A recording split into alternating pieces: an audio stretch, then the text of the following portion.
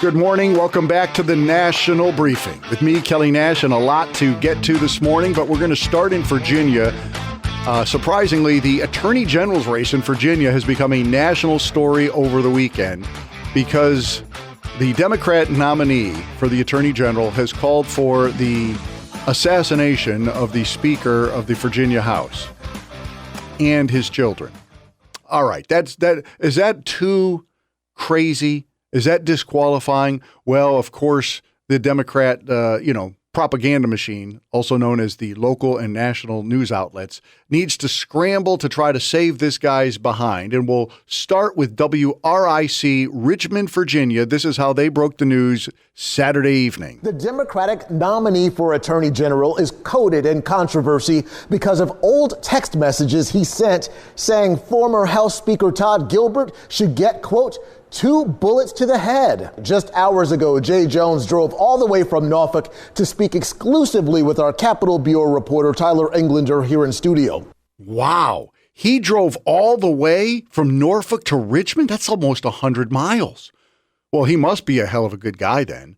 Well, Tyler, let's go to work on Jay here. Let's pin him down on this unbelievable rhetoric calling for the assassination of children and political opponents. And what does Jay Jones have to say for himself? Tyler, thank you for having me and for giving me the opportunity to apologize. And I sincerely and from the bottom of my heart want to express my remorse and my regret for what happened and what I said.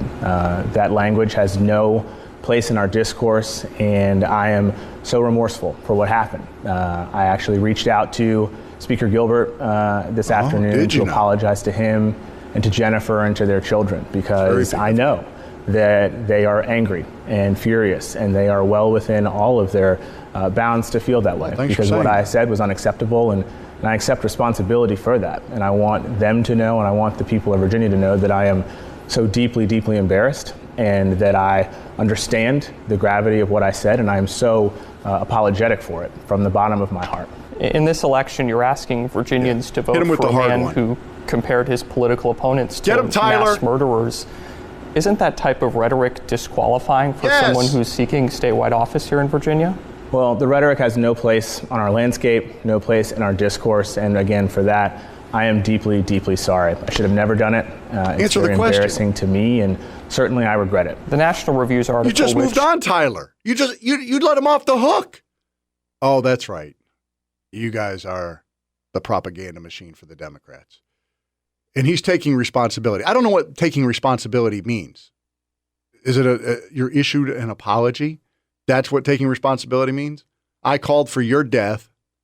I called for your children's death.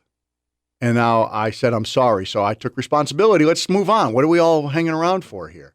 Especially in this political climate that we're in right now, today.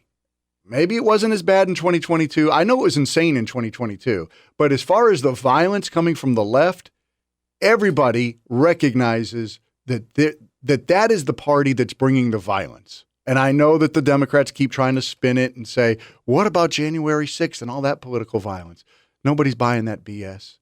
Anyway, Abigail, whatever her name is, Spangenberger or something like that, she's the apparent front runner. She's a Democrat. She's the top person right now to be the next governor of Virginia. Abigail, you got to cut this guy loose. You got to understand that you've got somebody who's calling for the murder of children on the ticket. You got to say, we got to cut you loose. I understand we're not going to get a Democrat attorney general. That's okay. It's better for the party. But Abigail refuses. She says she was disgusted by his comments, but is not calling for him to leave the race because he's still very qualified. Winsome Sears is the Republican nominee. So Winsome is a black woman who is a Republican. On the left, you've got a liberal white woman, and she looks just like all the crazy liberal white women you know. And the liberal white woman is calling Winsome Sears a white supremacist, and that's why she needs to be stopped. Again, Winsome Sears, an African-American who grew up in Virginia, doesn't understand the struggles of being black in Virginia, not as well as the white woman. Anyway, Winsome Sears, what say you? And Abigail Spanberger, my opponent who is running for governor, is no different because she is inciting Virginians and I quote, let your rage fuel you. Fuel them again to do what? That is a damn fine question. What would you like their rage to do? Is rage usually used as something that's positive?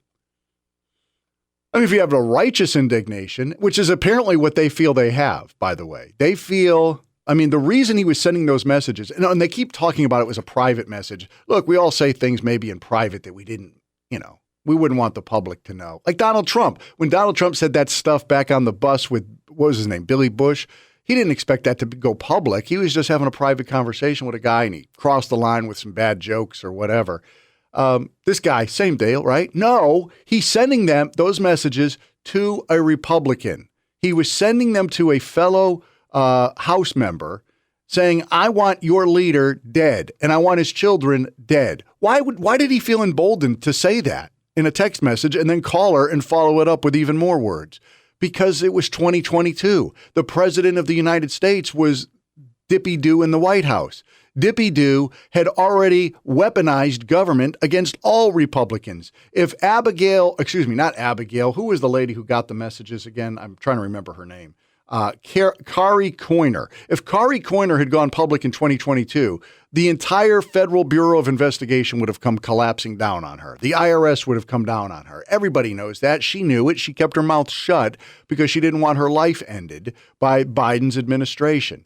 Now, she could have come out with these messages earlier, but quite honestly, the guy running, Jay Jones, he was out of politics for the last few years. He was busy getting rich as a private attorney, and he only put his nose back into the race because he said, oh, there's a shot for me to be the AG. All right, I'll take that. That'll probably help my career down the road. So let me just do that. But the reason he was sending those messages was he was upset that the House Speaker had come out against their gun control reform. That's why. He wanted those kids to die in the arms of their mother so that the House Speaker would maybe change his vote and change his tune. That's how he positioned it. Anyway, let's get back to the front runner for the governor in Virginia, the crazy white woman. According to Just the News, they break the news, I guess, last night. Abigail Spanberger, back in 2002, you might remember in 2001, Ilhan Omar said some people did some things in New York and D.C., and a lot of Americans were offended by that. And a lot of Americans thought perhaps what we should do is try to clamp down on radical Islamic movements. That's not the same response that Abigail Spanberger had back in 2002. She went to work for something called the Islamic Saudi Academy in Northern Virginia. Now, that school, according to their own website, is funded by the Saudi government.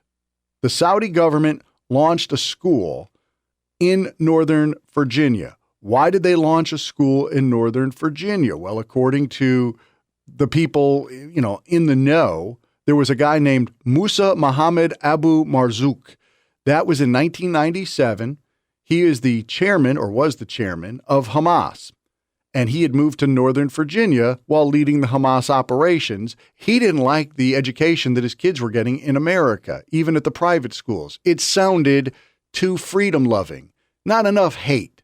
So he launched this school and got it funded by the Saudi government. And it says on their website, it is controlled by the Saudi government, guided by the Saudi Ministry of Education. So you're getting a Saudi education in Northern Virginia. That's where she chose to go to work, and she worked there from 2002 through 2003. When that was presented to her, she said, I'm not embarrassed by that. I'm not ashamed of that. You're not ashamed that you helped educate young terrorists. The children of terrorists usually don't become something other than terrorists. Now, they may become a doctor, they may become a lawyer, they may become something, they may work in the police department, they may do what we would consider honorable professions, but they are taught to hate. Let your rage fuel you, says the frontrunner for governor in Virginia on the Democrat side. That party, the Democrat Party, needs to be condemned at this point. The whole flippin' thing is just it's a murderous lot of people who are trying to get their way at all expenses. And if Americans don't wake up, you're not going to like the results.